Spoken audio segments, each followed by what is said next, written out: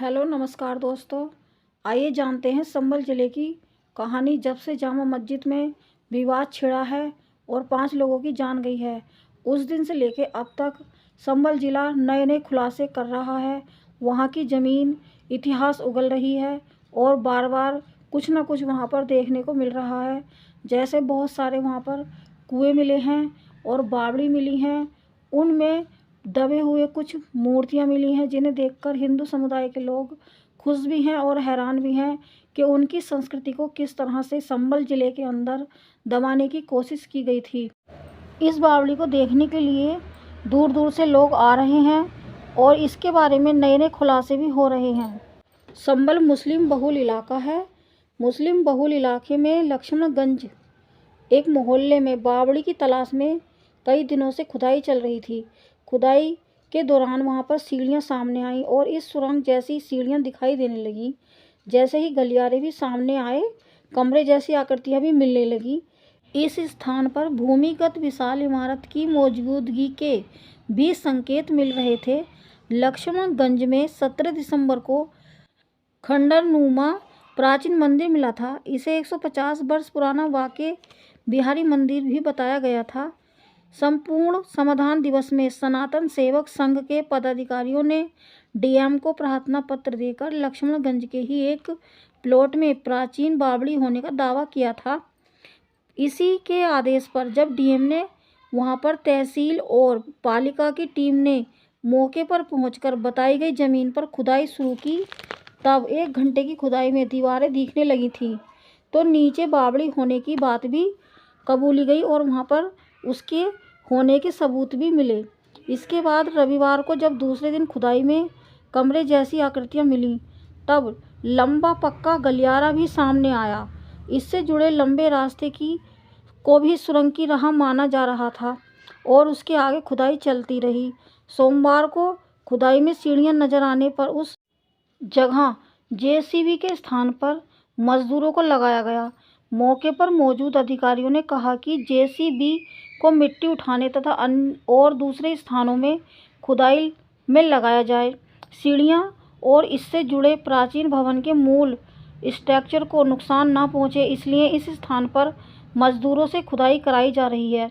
शाम को अंधेरा होने पर खुदाई रोक दी गई थी और ईओ कृष्ण कुमार सोनकनर ने बताया कि आज मिली सीढ़ियां बावड़ी में पानी के स्रोत तक जाने का रास्ता है। यह स्पष्ट हो चुका है कि पुराने दौर में यह स्थान बिलारी की सहसपुर स्टेट की मिल्कियत था।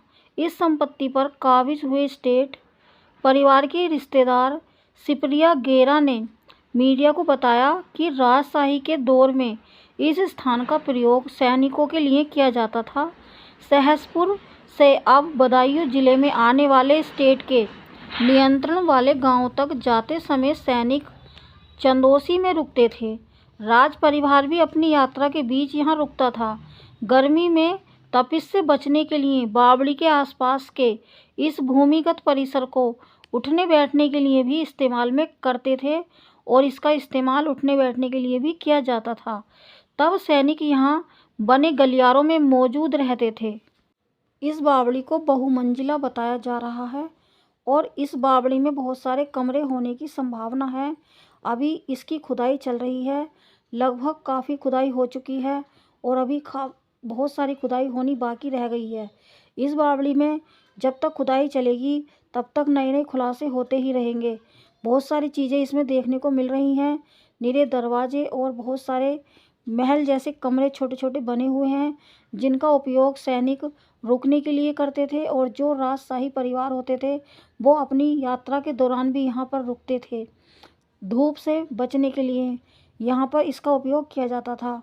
इस बावड़ी में मिट्टी भर दी गई थी और ये नीचे मलबे में दबी हुई मिली हैं, इसीलिए इनकी खुदाई चल रही है ताकि कुछ और सबूत हाथ लग सकें। इस बावड़ी के अलावा संभल में कुएं भी मिले हैं और मंदिर भी मिले हैं। हनुमान मंदिर मिला था पहले और उसके बाद सराय तरीन में एक प्राचीन मंदिर और मिला है, जिसे हनुमान जी का मंदिर बताया जा रहा है। यह मंदिर भी मुस्लिम बहुल इलाके में यह मंदिर भी 32 साल से बंद बताया जा रहा है। वहाँ के आसपास के लोगों ने बताया है कि यह मंदिर 32 साल से बंद पड़ा था, जिसके अब कपाट खोल दिए गए हैं और यहाँ पर भी पूजा अर्चना की जाएगी।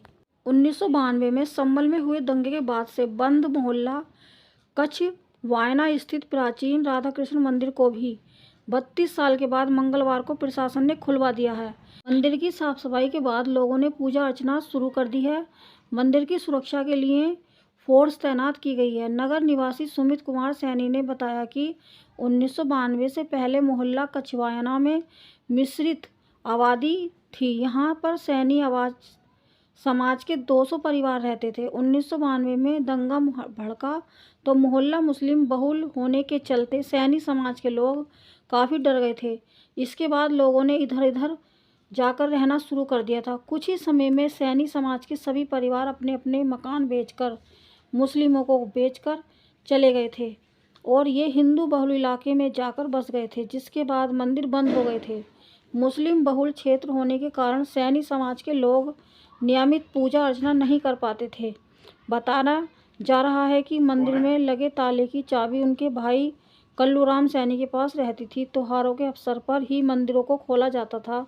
32 साल से नियमित पूजा नहीं की गई थी। अब पुलिस प्रशासन की पहल से इस मंदिर को खोला गया है। अब नियमित पूजा अर्चना यहाँ पर की जाएगी।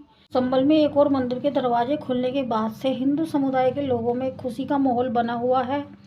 लोगों ने मंदिर पहुंचकर अपने भगवान के दर्शन किए, पूजा अर्चना की और भगवान से खुशहाली की कामना भी की। इस वीडियो में इतना ही। जय हिंद, जय भारत।